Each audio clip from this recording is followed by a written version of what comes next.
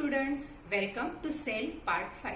We have started our discussion regarding what are cell, what are their different types, and we have started with the different cell organelles. Now today also we will continue our discussion with the different cell organelles, their structure and function.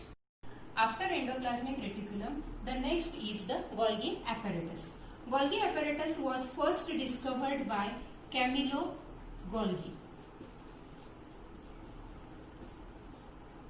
Now structurally, the Golgi apparatus is a system of vesicles that are arranged parallel to each other in the form of stacks, arranged in stacks called as cisterns. So structurally it is a membrane bound system consisting of vesicles that are arranged most of the parallel to each other in the form of stacks called as cisterns.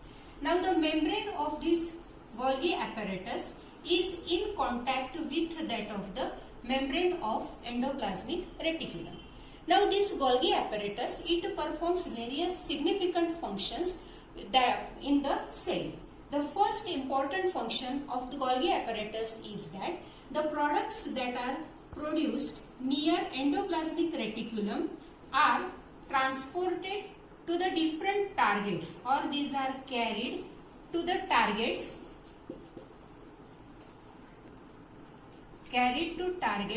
via Golgi apparatus. Now these targets may be either inside the cell or it may be outside the cell. So the first function of Golgi apparatus is that the products that are formed near endoplasmic reticulum are carried to various targets either inside or outside the cell via Golgi apparatus.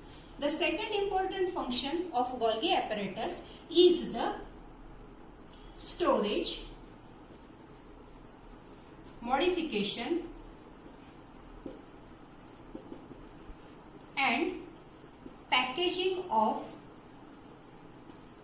products in vesicles. Second important function of Golgi apparatus is storage, modification and packaging of various products in the vesicles. In certain cases, Golgi apparatus also synthesizes complex sugars from simple one. And lastly, it is also responsible for synthesis of lysosomes or packaging of lysosomes. So in short, Golgi apparatus is a significant membrane bound cell organelle having various functions in which mainly it carries the different products near endoplasmic reticulum, and the membrane of Golgi apparatus is in contact with the membrane of endoplasmic reticulum. So overall it forms a membrane bound system.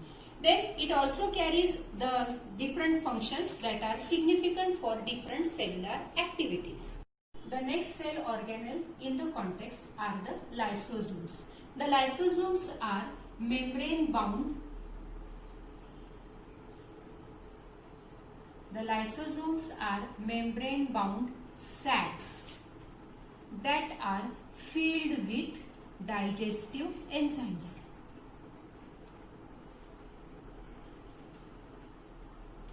Now these digestive enzymes are having the ability to convert the complex substances into the simple substances.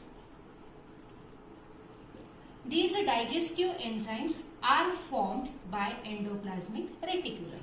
So the lysosomes are membrane bound sacs that are filled with digestive enzymes. These digestive enzymes are formed by endoplasmic reticulum. The first important key feature of lysosomes is that these are a kind of waste disposal system These are a kind of waste disposal system of the cell. They keep the cell clean by digesting various foreign particles such as bacteria as well as the worn out cell organelles.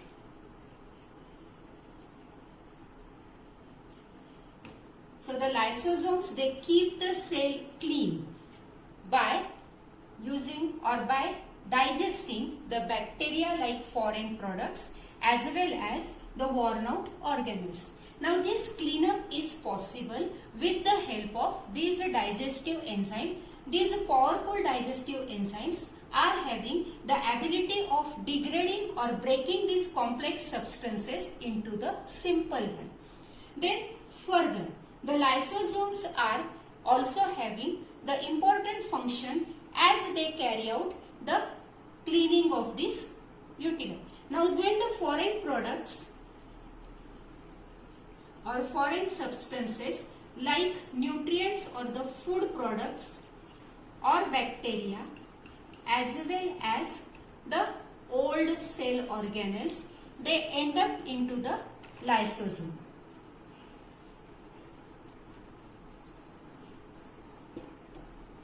The third most important thing is that the lysosomes are also called as suicide bags. Now why these are called as suicide bags?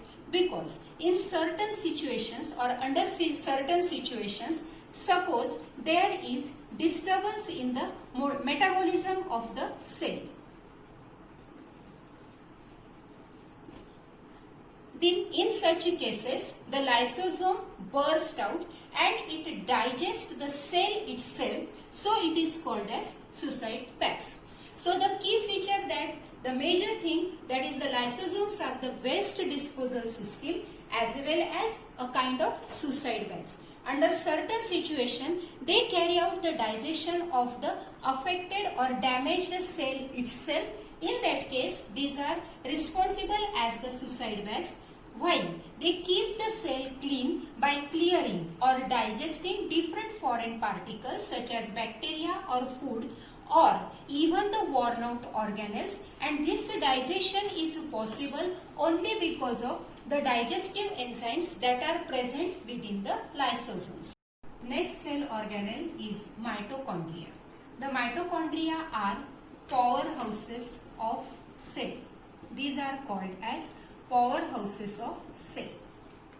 Now the mitochondria are different from other cell organelles because these organelles are having their own DNA as well as ribosomes. Now the other cell organelles except the plastids are not having their own DNA. So in some cases the mitochondria are strange organelles because they are having their own DNA and ribosomes. As the ribosomes are present, they can synthesize their certain own proteins. Now structurally, the mitochondria are having two membrane coverings. Mitochondria are having two membrane coverings. Outer covering and the inner covering. Now this outer covering is porous while this inner covering is deeply folded. Now these foldings of inner covering are responsible to increase the surface area for ATP generating chemical reactions. So within a cell, a number of reactions are carried out. Some of these chemical reactions are used or utilizing, they generate the ATP. Now what are these ATP? ATP are nothing but adenosine triphosphate. Adenosine triphosphate. Now these ATP are known as energy currency of the cell. Now as we use the rupees or other currency for our utilization. Similarly, the energy currency of the cell or body is known as ATP. Now these ATP are utilized by the body for various chemical reactions or different activities, mechanical activities. Now these ATP are generated in different chemical reactions. These reactions occur on the surface of this folding. So as the ATP are generated in the mitochondria, these are known as powerhouses of the cell. Now the next cell organelles are the plastids. The main important thing in the plastids is that these are present only in the plants. Like mitochondria, plastids are also having their own DNA and ribosomes. So the main features regarding the plastids are that these are present only in plants. The plastids are absent in animal cells or other cells. The plastids, like mitochondria, are also having their own DNA and ribosomes. Now there are two types of plastids, namely chromoplasts and leucoplast. Now as the name suggests, chromoplasts are the colored plastids and leucoplasts are the colorless or white plastids. Now the chromoplasts having the chlorophyll pigment are known as chloroplast. So what are chloroplasts? Chloroplasts are the chromoplasts or colored plastids having the specific colored pigment, that is chlorophyll. Now this chlorophyll, as you all know, is important in the photosynthesis, because of which the plants are able to synthesize their own food by the process of photosynthesis. Now these chloroplasts are having a numerous membranes that are embedded in the space or embedded in the central part that are known as stroma. So structurally the chloroplast, they look like the mitochondria. Now the leucoplast, as these are colorless or white plastids, they store. The main function of these leucoplasts is that they store starch, oil or other proteins. So overall there are two major types of plastids, chromoplast and the leucoplast. The last cell organelle that we are going to study are the vacuoles. Now the vacuoles are the storage sacs of liquids or solid material. Vacuoles are present in both, that is animal cells as well as plant cells.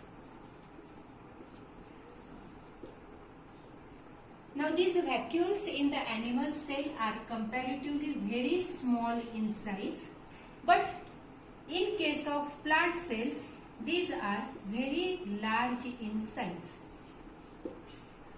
Now certain vacuoles in the plant cells are so large that they occupy near about 50 to 90% of volume of the plant cell.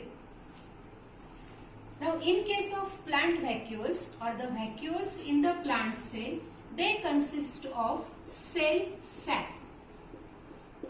Now this cell sap, it consists of a variety of important components that are required for the plant cell. This vacuole, it gives the rigidity and turgidity to the cell, to the plant cell. Now these important products that are present in the cell sap of plant vacuoles, it consists of certain amino acids, sugars, then certain proteins as well as organic acids. Now these products are required for different cellular activities in the plant cell. Now along with the animal cells and plant cells, in certain unicellular cells or unicellular organisms like amoeba, the food vacuole is present, and this food vacuole consists of food consumed by amoeba. So in case of unicellular organisms like amoeba, the vacuole is present, and as it consists of food, it is also known as food vacuole. In certain other unicellular organisms, certain specialized vacuoles are present. These are used to expel the excess of water or certain waste product from the cell. When an organism has to grow or it has to replace old or dead cells, it undergoes the specific process known as cell division. So the cell division is the process to form new cells. So the process of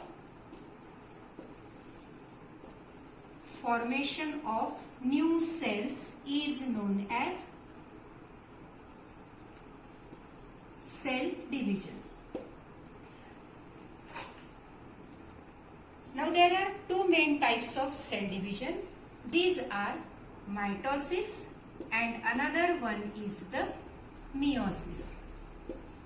There are two types of methods or processes by which the cell undergo cell division.